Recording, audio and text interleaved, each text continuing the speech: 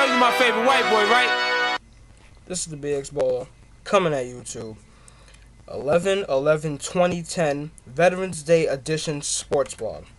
Now to start with sports news, in the MLB, Brian Cashman went to Arkansas to make a pitch to Cliff Lee.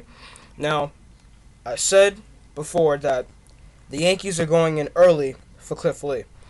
And obviously they are, but no money was involved in the meeting. Brian Cashman just went to Arkansas to talk to Lee's agent and Lee's family, which includes his wife, his children, if he has any, and of course him. And then that's it.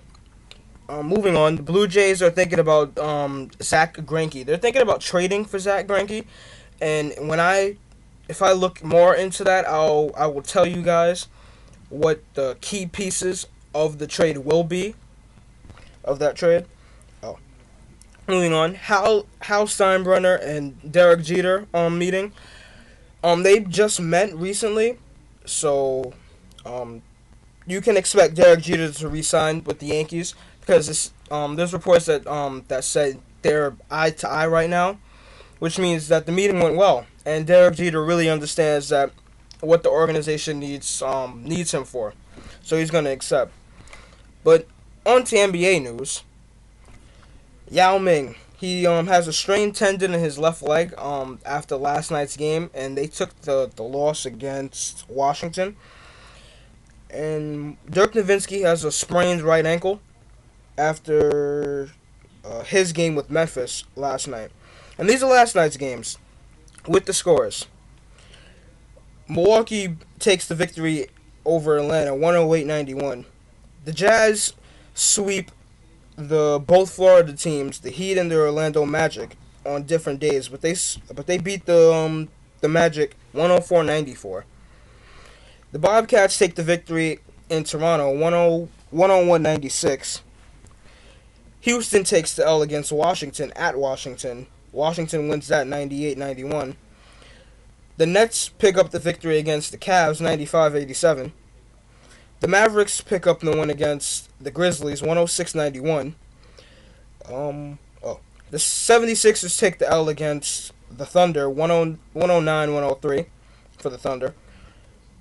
San Antonio takes the win over the Clippers, 107-95. The Timberwolves pick up the win against the Kings, 98-89. And tonight's games, there's Boston at Miami. That starts at 8 o'clock on TNT. There's Golden State versus Chicago, and then there's the Lakers at Denver, which will also be on TNT after the Miami Heat game. But now I'm going to talk about the both Knicks games, since I didn't make a sports blog a few days ago. I got a million ways to get it. So now I'm going to talk about the Knicks at Bucks. Now, the Bucks took the victory, 107-80. Not really too much highlights from the Knicks. They just had bad defense. People that you can key in: Amari Stoudemire 19 points, Brandon Jennings 19 points. That's basically just about it for that game. It was just bad defense, and offense wasn't clicking for the Knicks, unfortunately. Hopefully, I thought they would pick up the next win in this next Knicks game I'm going to talk about. So now I'm going to talk about last night's Knicks game. Warriors at Knicks.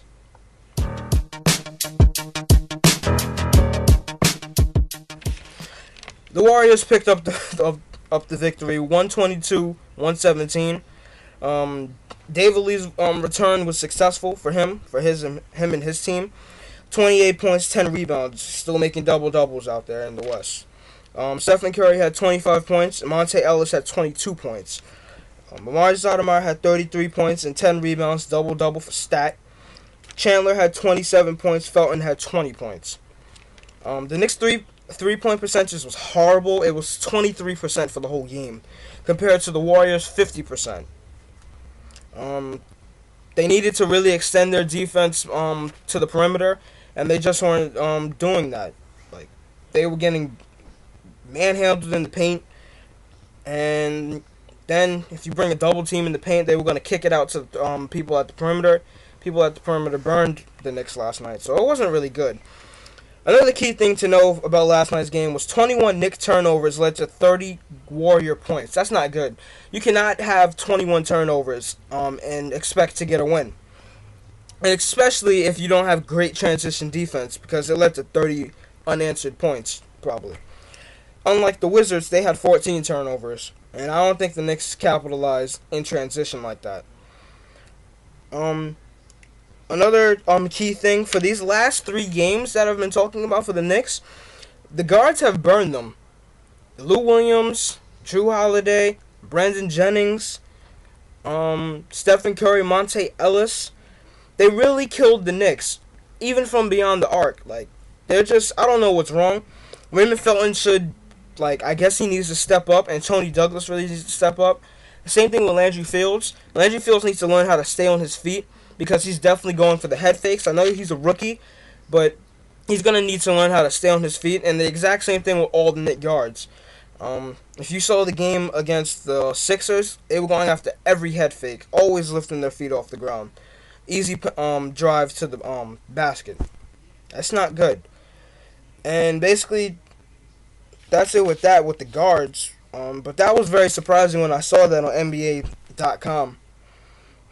And now the Knicks have a 3-game losing streak, and they need to pick it up tomorrow against the Timberwolves. You need to get the job done against the Timberwolves. The only threat the Timberwolves have is Michael Beasley, Johnny Flynn, and I think that's it for the T-Wolves. Amari Stoudemire, Raymond Felton, Wilson Chandler, Tony Douglas, people like that. Hopefully they step it up. Hopefully Raymond Felton steps it up against the junior in the NBA, not Brandon Jennings, Johnny Flynn. Hopefully he gets it done against them. Oh yeah, Luke Riddenauer's on the team now. Hopefully he gets it done against them too. Amari Stoudemire, Timothy Mozgov, Ronnie Turiaf, and Anthony Randolph need to get step up their game against people like Michael Beasley and Kevin Love. That's basically it with the T-Wolves and the Knicks matchup tomorrow. So hopefully they won't get burned by the guards. I really don't know the shooting guard for the T-Wolves like that, but it's just very disappointing as a Knicks fan to see the Knicks play so poorly right now when I actually had high hopes for them.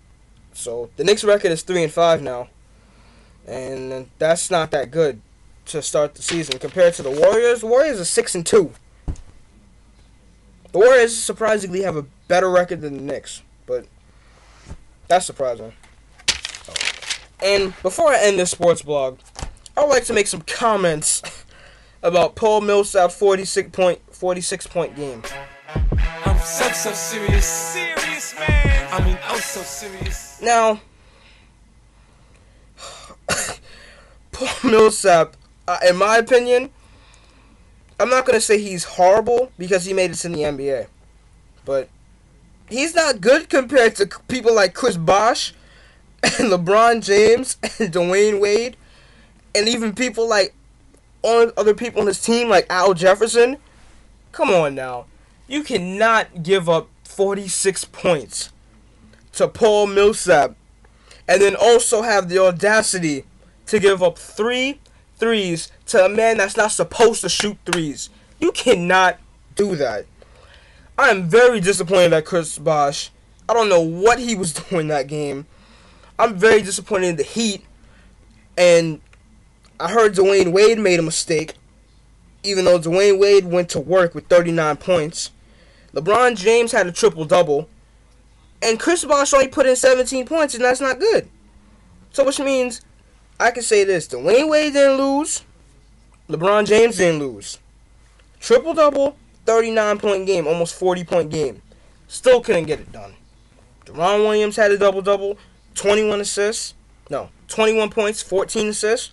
LeBron's game was 20 points, 14 assists, 11 rebounds. I was very shocked to see that Paul Millsap had 46 points. So on NBA.com, Paul Millsap's 46. I was like, 46 what? Rebounds? No. Points. Very surprising, though. This is the end of the sports vlog. So this is the BX Baller on Veterans Day. Signing out.